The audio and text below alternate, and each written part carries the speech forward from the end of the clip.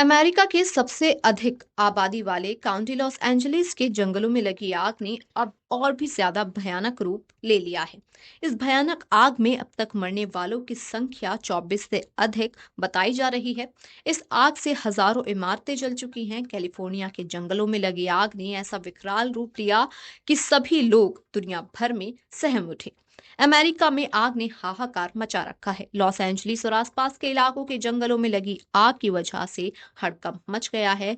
10,000 से ज्यादा घरों, बिजनेस आउटलेट्स और दूसरे स्ट्रक्चर्स को तबाह कर दिया है। इतना ही नहीं, इन आग के लपटों में कई लोगों की मौत की पुष्टि भी हुई है और लगभग 1,80,000 लोगों को अपने घर छोड़ने पर मजबूर भी होना पड़ा है। दरअसल गुरुवार शाम को फिर से आग भड़क उठी। इसके बाद ये आशंका बढ़ गई कि आने वाले दिनों में संकट और भी अधिक गंभीर हो सकता है। इस आपदा को लुटेरों ने अपने लिए अवसर बना लिया है और जमकर लूटपाट भी की। लॉस एंजलिस काउंटी के शेरिफ रॉबर्ट लूना ने बताया कि मंगलवार को पहली आग लगने के बाद से आपदा क्षेत्रों में लूटपाट की रिपोर्ट के बीच लगभग 20 लोगों को गिरफ्तार किया गया है।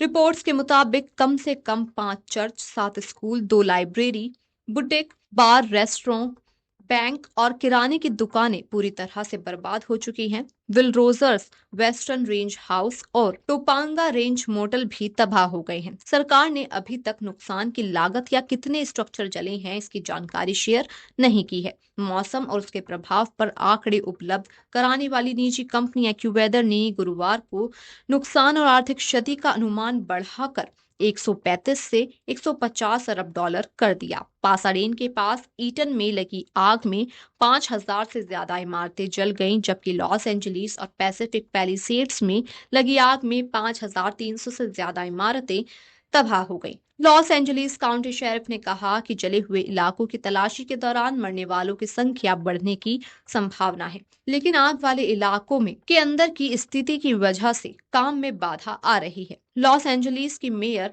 कैरन बास ने कहा कि गुरुवार शाम को आने वाली तेज हवाओं की वजह से आग और भड़क गई और उस पर काबू पाना अब और भी मुश्किल हो गया है। अधिकारी आग पर काबू पाने के लिए हर संघर्ष कर रहे हैं, लेकिन मृतकों की संख्या बढ़ती जा रही है।